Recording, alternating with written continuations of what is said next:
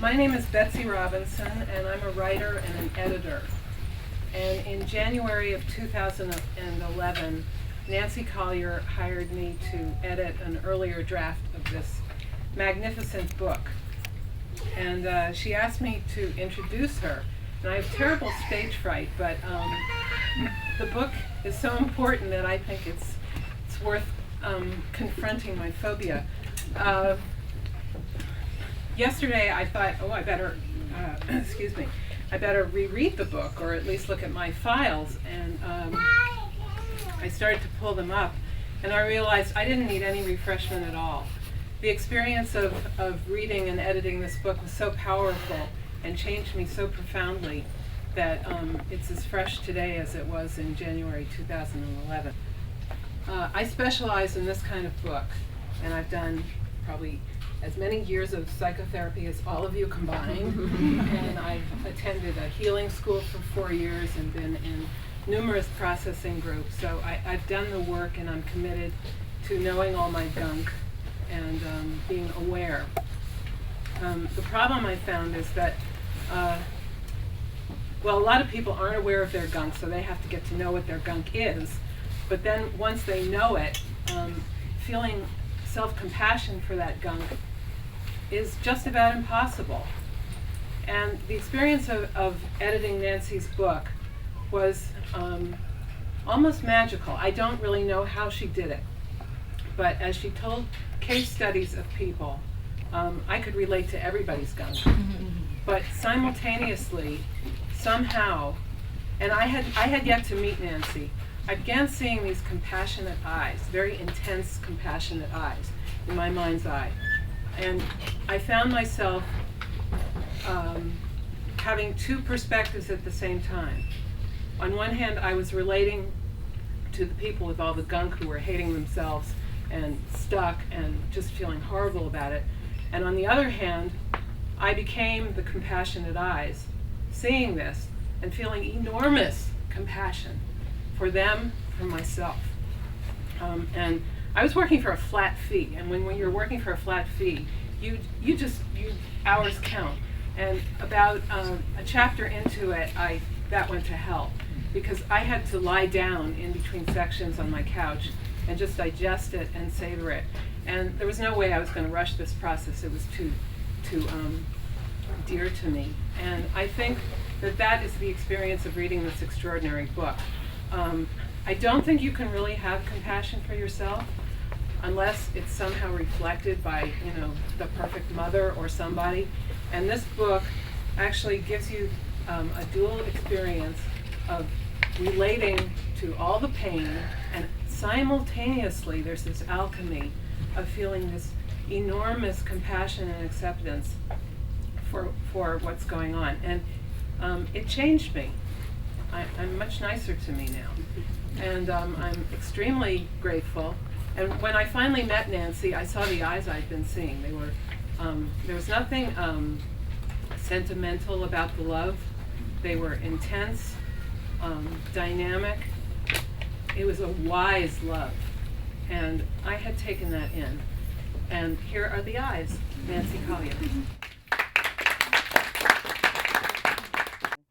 This project started like 3 years ago, and so right now it's sort of, what did I write about? I have to go back myself, and because in part I write to answer questions myself, to sort of have a process myself, and so the writing of it helps me understand things more.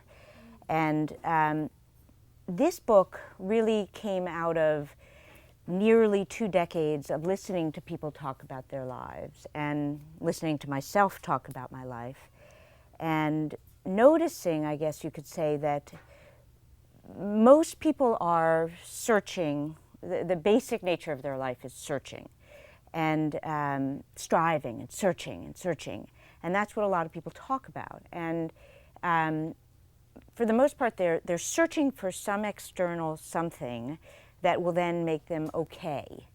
And there is this idea that if we find something, some people it's a relationship, some people it's a job, some people it's money, some people it's it can be anything. There's some basic categories, but then we're going to be okay. And basically by okay, they mean that they'll be able to tolerate being where they are. So they're not going to be looking for some other place to be at every moment. And self-help, for the most part, in this culture, teaches us actually that in order to be okay, we have to like the circumstances of our life, right? We have to have happy thoughts, and we have to have positive thoughts and feelings. That's the basic nature of self-help these days. And so we learn how to change the circumstances that we have, or we learn how to change the way we think about them. So we learn that, it was a good thing that we didn't get the job, because any job we didn't get, it wasn't the right place for us, so we feel happy again. Or we learn to, put Oxford shirts in our closet, and that will bring the man into our life, right? So our circumstance changes. But what's amazing to me is that despite the nature of life, right, which is that it's constantly changing, it never stops changing, and despite the fact that good things come and go, and despite that good feelings come and go, we hang on to these myths, which are, we should be happy all the time. That's a kind of basic cultural myth. And by happy, I mean that we should like the things that are in our life. And that once we find the thing that makes us happy, it should keep us happy. That should be a permanent condition, right? And then on top of that, we should be able to control our own happiness. So the flip side of all of those myths are that if we are not happy all the time, there's something wrong with us. We're failing in some way, or we're being deprived of what everybody else gets to have. So we've set up this happiness myth as the goal of life. I mean, essentially, in this culture, the goal of life is to keep the contents of our life happy.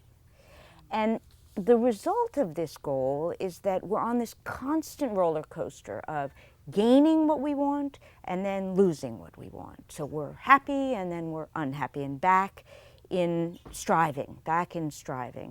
And worst consequence of that is that we're always chasing a better moment. So this moment right now is never enough. It's never the right moment we're supposed to be in, right? There's some other more interesting, more fabulous moment that's awaiting us, but it's not here. That's the one thing we know, it's not this.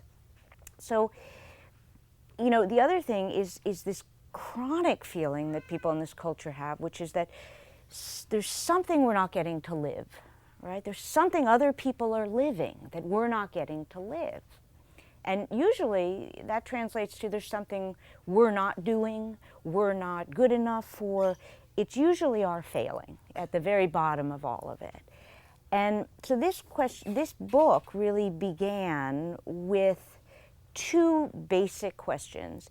The first question is, as a longtime student of Eastern spirituality and a lot of time checking out my own mind, I began to ask a question, which is, okay, for myself, my thing wasn't a relationship, it wasn't a job, it wasn't a home, it was, if I find the right spiritual teacher, I'm going to be okay. That'll be it. I'll be okay then. So, I met everybody, and somehow I couldn't find it, right? So I began asking this question, which was, is there a different state, which is not about happiness, not about having the right contents in my life? Is there some state of well-being that can remain well even when the contents of our life are not to our liking? Not to our liking. It's not just okay. When we actually, the thoughts and feelings we're having about our life are not positive, can we still be well? Because if we're reliant upon the thoughts and feelings being what we want, we're in trouble. We're going to be on that roller coaster over and over again.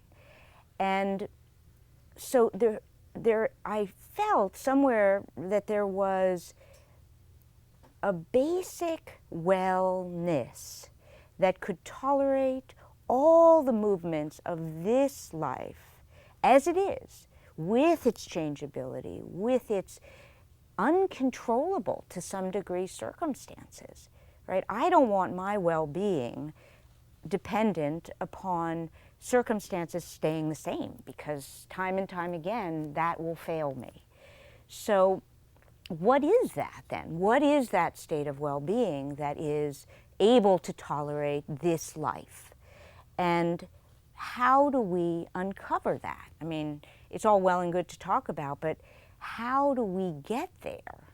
And so that was the first question that I needed to answer that for myself, because the truth is, I was tired, thank God. I was tired of looking for the next thing that was going to make me okay. I needed to throw out the looking. I needed to throw out the searching and find okay when things weren't okay. So to some degree, I wrote this book for my own well-being, because I couldn't keep losing it and gaining it. And, you know, I'd have 6 months of great spiritual practice and I'd be well, and then things would get really challenging and I'd lose my ground, and I needed something more consistent. So a little teaser, right? You have to buy the book, but the little teaser is, yes, there is a state of well-being which actually can sustain itself. And the second question that I posed to myself was, okay, so, well, if you look at the title of the book, Inviting a Monkey to Tea, what it suggests is a certain kind of relationship with our own monkey mind, right? A certain kind of playfulness, a certain kind of delight in its craziness, right? But the truth is that most of us are fully identified with our mind. So whatever we're thinking or feeling, that's where we are, right? If we feel blue, we're blue. So this notion that we could have a kind of grandparental almost relationship with our own mind, watching it have a tantrum and still loving it, seeing things through its perspective, but being able to really understand that it is okay. Like when your 2-year-old has its tantrum, there's a great compassion for its tantrum, but at the same time there's a sense that it will pass and you're still okay. So the second question is, how do we move from fully identified with mind, where what we think and feel is who we are, to this, you know, if you listen to spiritual teachers, so many of them say, oh, pay no mind to the mind. People don't know what that means. Pay no mind to the mind. I am the mind. So what I have found in a lot of, you know, literature is, what's the bridge? What's the bridge between I'm identified with mind and pay no mind to mind? Or invite your mind to tea, right? Well, so what I think Betsy was, you know, referring to there in a sense is the first step, and the bridge between those two is developing great love for our own nonsense, for our own, this insanity that we have been, as embodied human beings, delivered. So we have to first love it and have great compassion for what it's living all the time, which is trying to survive. And it doesn't know that it's not the only thing.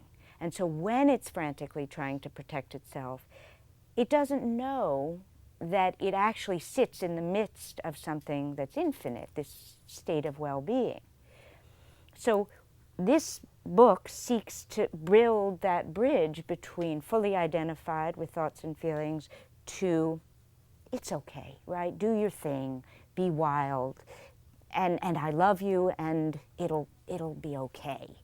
And that's really what I hope to offer in this book, is a switch, if you will, in identity from believing that we are just this limited, frantic animal to knowing ourselves as that infinite compassion that monkey dances around in. And so that's what I seek to answer in the book, and if you read it, I hope you find it. That's it.